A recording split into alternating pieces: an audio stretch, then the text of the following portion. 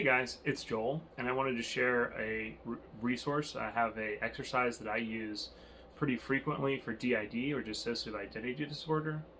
Um, DID, if you're not familiar, is what used to be called multiple personality disorder.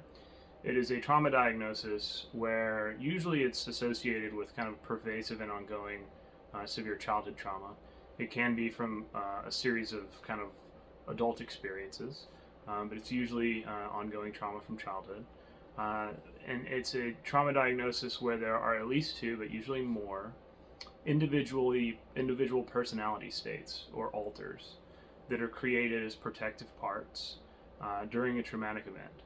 And there's a significant amount of amnesia in between the alters of DID in a way that there wouldn't be with the normal protective parts that we all have, or that somebody with post-traumatic stress disorder might exhibit.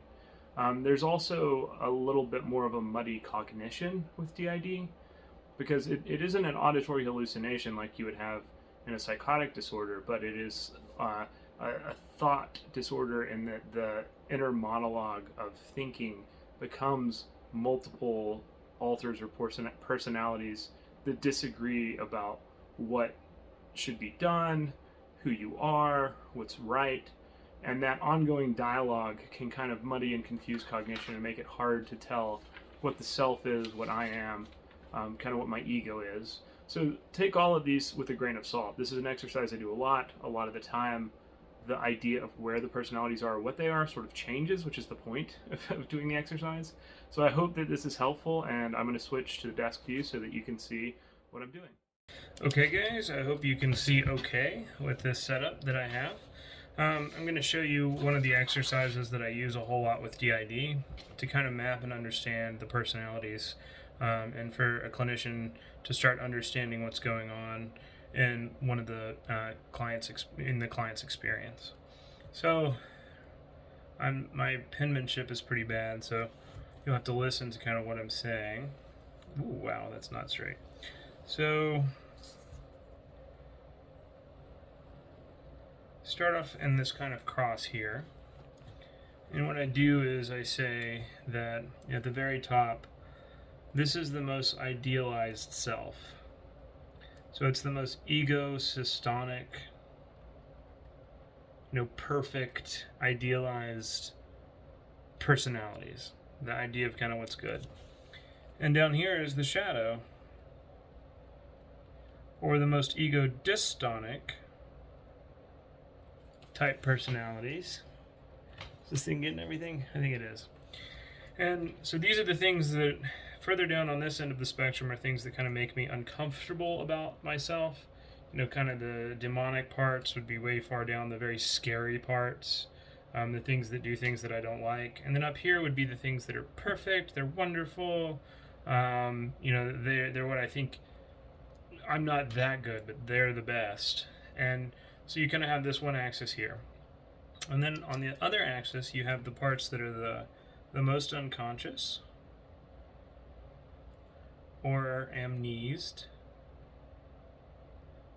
So you don't really have a lot of memory or understanding of what they are. On the other side, you have some of the alters or parts that are the most conscious, and often they front, or they take over the whole system and they just run the show for a while. They're identities that the person with dissociative identity disorder becomes for a period of time. They front. And so what you do is you map all of the different personalities or alters that you might have along this axis. And what's interesting is that I've had people, this changes pretty quickly when you do this activity a lot, because people start to realize things about, one, the function of the alters, and also the motivation of the alters, which is nice, but the overall goal is to start to feel a stronger sense of self in this middle part. The alters are protecting us from something. They have one primary motivation. They have, a series of events or an event that creates them. But who am I with all this going on? I mean, that's one of the big questions when you're treating DID or you have DID, is how do I understand who I am? There's all this disagreement. And so I'm going to do, I don't have DID as a diagnosis. I'm just going to make up a hypothetical person here, and we're going to kind of chart that, right? So usually what happens is that you're going to have personalities or alters that are very not conscious. I don't know much about them. I have a lot of amnesia around them, but they're good. They kind of come out, they're playful. They're usually sort of childlike alters or littles, as some people call them. They sort of think and act like children. They're not scary to me. They usually fall in this quadrant. This quadrant, you have the bad alters that front, and I say bad here in air quotes. So this is, the villainous, scary part. We'll give him a name. He scares me. I don't like him because when he comes out, he's very mean and he's Machiavellian. This person, they exercise. This alter, they exercise. They go to church. They work out all the time. They eat 3 square meals a day. They're very nice. I wish I was more like that. That's not really who I am, but they're perfect. And then, somewhere in here, this person's kind of like me, this alter, but also they are a little bit more flamboyant or something like that. And so you'll have sort of the parts that the person is the most familiar with fall along here. They're going to be more in this direction, the things that front that you're familiar with. And what you'll get a lot of the time in this quadrant are the things that I don't know much about, but they're shadowy, they're ego-dystonic, they scare me. So these tend to be really extreme. I believe that in external family systems, Schwartz would call these like firefighters, but these are very extreme reactions that there's a lot of amnesia associated with that flare up. I don't even really remember what I did, but I had a huge blow up, I had a huge shoplifting binge, I had a huge drug use binge, drinking binge. I was just full of emotion, full of rage, full of fear, and I don't really remember that much about the personality structure. I remember some things. Those are going to fall more here. These kind of extreme reactions that are overwhelming, and there's a lot of amnesia associated with them. So this kind of helps you start to build a map or have an understanding, and as you do this and you understand the parts better, this sense of center and where these parts lie along this line changes. I've had people before who say, well, this person's perfect, I love them. And then later they come back and they're like, you know what? She's kind of a bitch. I don't like her. I just thought I was supposed to do that because of my mom, but I don't like this alter anymore. They're not going to front. So she actually is down here now. And as you do that, you start to integrate your kind of own values and your own sense of self, right? Also, with the negative alters, the shadowy parts, as you sit with, why is this piece here? Well, I'm afraid that people are going to judge me, so I attack them. Okay, well, now Edward doesn't really seem that bad to me anymore, because, yeah, he's not great, but what he's trying to do is prevent me from having pain. So now that I understand Edward a little bit better, he moves a little bit closer up here because I understand that he wants my best interest in heart. And as you start to have this internal conversation, there's a more coherent sense of self.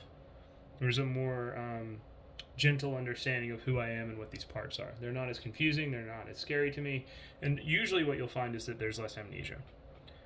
There's less amnesia when they're cycling or switching. So I hope that's helpful. If you have any questions, let me know. Hey guys, so I hope that's interesting. I hope that's helpful. DID is one of the most diverse groups of people you can work with. So there's absolutely there's no sweeping generalization or really any generalization that I mean to make about how that population works, because everybody is unique, everybody is different, nobody is the diagnosis, and the way that everyone experiences that diagnosis is totally different. It has a lot of flavors, it has a lot of ways that it can come out.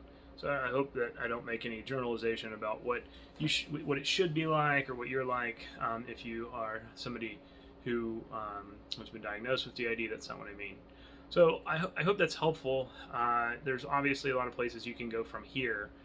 We wouldn't stop there if you came into therapy. There's some more techniques and exercises, but that's kind of a nice starting spot. And I want to say that if you are somebody who feels like you may have DID, This may be a nice exercise to do, but it is not a substitute for mental health care. So please do find somebody who works with that diagnosis. And not everyone will, and that is because not everyone is trained to. And if you're a therapist, I hope that that gives you kind of a starting place. I wouldn't just listen to this video and then decide that you have training with that population, but it is a good place to start understanding how it works a lot of the time. And if you have any questions or comments, leave comments, send me an email. Come and see us if you're in the Birmingham area at Taproot Therapy Collective, 2025 Shady Crest Drive, Hoover, Alabama, 35216. And you can check us out on the web at gettherapybirmingham.com for more resources.